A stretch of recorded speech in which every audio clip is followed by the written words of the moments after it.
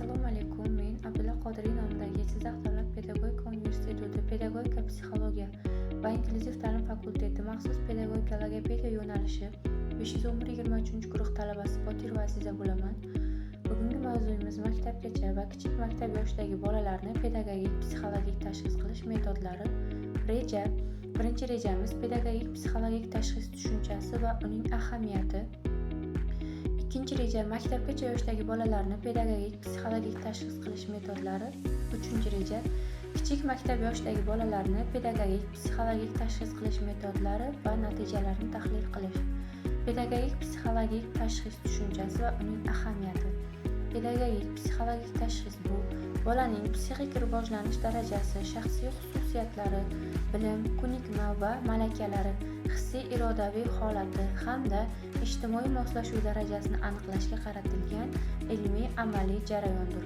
Ushbu tashxis bolani har tomonlama o'rganish, uning individual imkoniyatlarini aniqlash va rivojlanishda yuzaga kelishi mumkin bo'lgan muammolarni erta aniqlashga xizmat qiladi.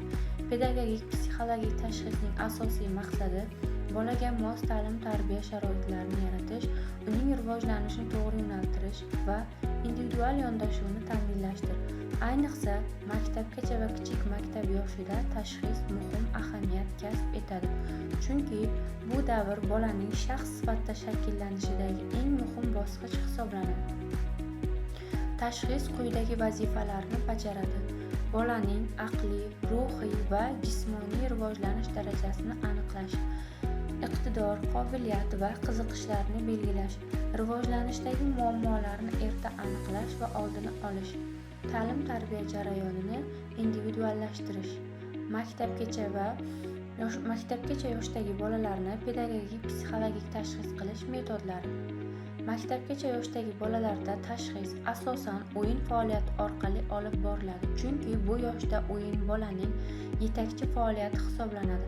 Tashxis jarayonida bolaning tabiiy holatini saqlab qolish muhimdir. Asosiy metodlar quyidagilardan iborat. Kuzatish metodi. Bu metod eng asosiy va keng qo'llaniladigan uslub bo'lib, bolaning kundalik faoliyati, o'yin jarayoni, tengdoshlari va kattalar bilan munosabati kuzatiladi. Kuzatish orqali bolaning emotsional holati, muloqot qobiliyati, mustaqilligi va faolligi aniqlanadi. Suhbat metodi. Bola bilan erkin va samimiy suhbat o'tkazish orqali uning fikrlash darajasi, nutqi, qiziqishlari va hissiy holati aniqlanadi. Suhbat yoshga mos, sodda va tushunarli bo'lishi lozim. O'yin va test metodlari. Maxsus psixologik o'yinlar va testlar yordamida bolaning xotirasi, diqqat, tafakkur va tasavvuri baholanadi. Masalan, ranglarni farqlash, shakllarni tanish, predmetlarni guruhlash kabi mashqlar qo'llaniladi. Rasm chizish va ijodiy ishlar bolaning chizgan rasmlari orqali uning ichki kechinmalari, kayfiyati va shaxsiy xususiyatlari aniqlanadi. Mening oilam, men va bog'cha kabi mavzulari keng qo'llaniladi. Kichik maktab yoshidagi bolalarni pedagogik psixologik tashxis qilish metodlari va natijalarini tahlil qilish.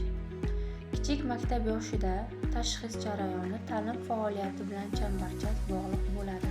Bu davrda bolaning o'qish, yozish, hisoblash malakalari, diqqat va mas'uliyati muhim ahamiyatga ega.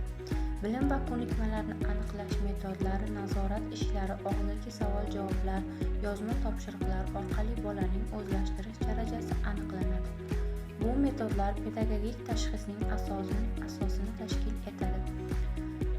Psixologik testlar diqqat, xotira, tafakkur va mantiqiy fikrlashni aniqlashga qaratilgan testlar qo'llaniladi. Masalan, diqqatni tekshiruvchi mashqlar, eslab qolish testlari, so'rovnoma va suhbatlar.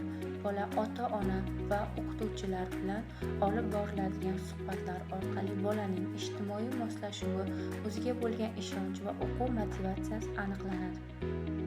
Natijalarni tahlil qilish. Olingan ma'lumotlar asosida bolaning rivojlanish xaritasi tuziladi. Tahlil natijalariga ko'ra individual ta'lim rejasi ishlab chiqiladi va zarur hollarda korreksion ishlar amalga oshiriladi. Maktabgacha va kichik maktab yoshidagi bolalarni pedagogik psixologik tashxis qilish metodlari bolaning shaxs sifatida to'g'ri rivojlanishini ta'minlashda muhim ahamiyatga ega. Ushbu metodlar orqali bolaning individual xususiyatlari aniqlanib, bolaning ta'lim-tarbiyasi samarali tashkil etiladi.